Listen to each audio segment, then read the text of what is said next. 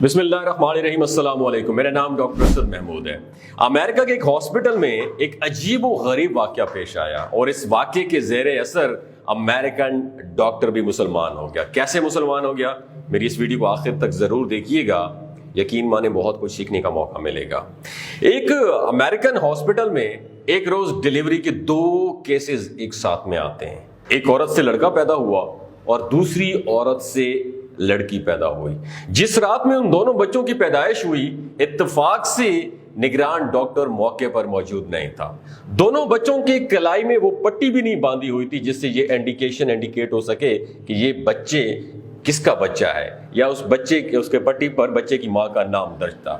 تو نتیجہ یہ ہوا کہ دونوں بچے مکس اپ ہو گئے، یعنی غلط ملت ہو گئے، گڈمٹ ہو گئے، اور ڈاکٹروں کے لیے یہ شناخت کرنا مشکل ہو گیا کہ کس عورت کا بچہ کون سا ہے۔ حالانکہ ان میں سے ایک لڑکی تھی اور دوسرا لڑکا تھا۔ ولادت کی نگرانی کرنے والے ڈاکٹروں کی ٹیم میں ایک مسلمان مصری ڈاکٹر بھی موجود تھا جس کو اپنے فن میں بڑی مہارت حاصل تھی، اور امریکن ڈاکٹروں سے اس کی بہت اچھی خاصی شناسائی بھی تھی، اور اپنے سٹاف کے ایک امریکی ڈاکٹر سے بڑی گہری دوستی تھی۔ دونوں ڈاکٹرز سخت پریشان تھے کہ اس مشکل کا حل کیسے نکالا جائے۔ امریکی غیر مسلم ڈاکٹر نے مصری ڈاکٹر سے کہا کہ تم تو دعویٰ کرتے ہو کہ قرآن مجید ہر چیز کی تشریح بیان کرتا ہے اور اس میں ہر طرح کے مسائل کا حل موجود ہے، تو اب تم بتاؤ کہ ان دونوں میں سے کون سا بچہ کس عورت کا ہے؟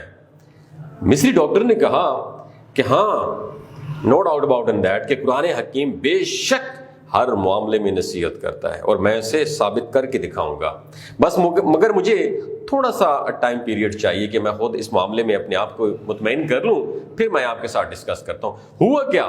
چنانچہ مصری ڈاکٹر نے باقاعدہ اس مقصد کے لیے مصر کا سفر کیا اور جامعہ ازہر اس کے بعض شیوخ کے ساتھ اس مسئلے کو ڈسکس کیا گیا، اور امریکن دوست ڈاکٹر کے ساتھ کی گئی بات چیت کی پوری رودات بھی ان کے سامنے پیش کی۔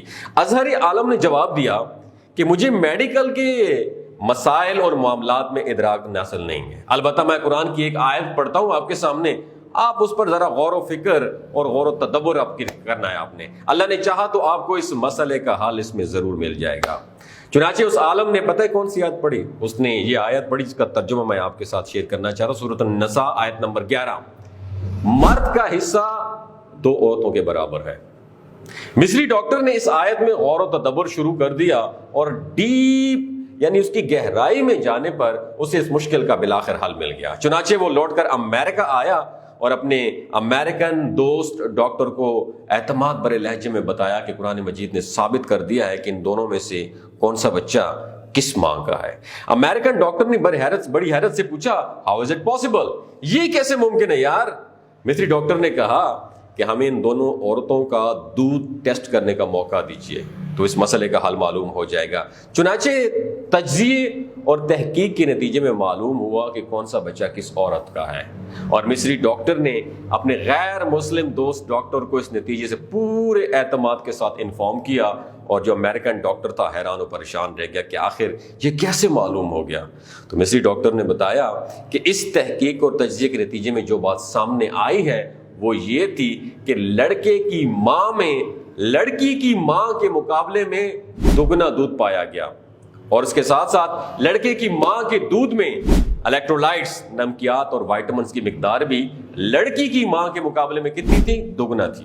پھر مصری ڈاکٹر نے امریکن ڈاکٹر کے سامنے قرآن کریم کی وہ متعلقہ آیت تلاوت کی جس کا ترجمہ یہ تھا، سورۃ النساء آیت نمبر 11، مرد کا حصہ 2 عورتوں کے برابر ہے، جس کے ذریعے اس نے اس مشکل کا حل تلاش کیا، اور جس نقطے کو حل کرنے میں دونوں ڈاکٹرز انتہائی پریشان تھے، چنانچہ وہ امریکن ڈاکٹر فوراً ایمان لایا ہے۔ دوستو، بات کرنے کا مقصد ہے قرآن کو صرف اور صرف ثواب کی نیت سے مت پڑھیے گا، غور و تدبر اور غور و فکر کریں، یقین مانیں زندگی کے ہر معاملے میں آپ کو گائیڈ لائن فراہم کرتا ہے۔ اگر یہ ویڈیو آپ کو اچھی لگی دوسروں کے ساتھ ضرور شیئر کیجیے گا، ہو سکتا ہے اس ویڈیو سے کسی ایک کی زندگی اس کا دل بدل جائے۔ اپنا اور اپنے ساتھ جڑے رشتوں کا خیال رکھیے۔ اللہ حافظ۔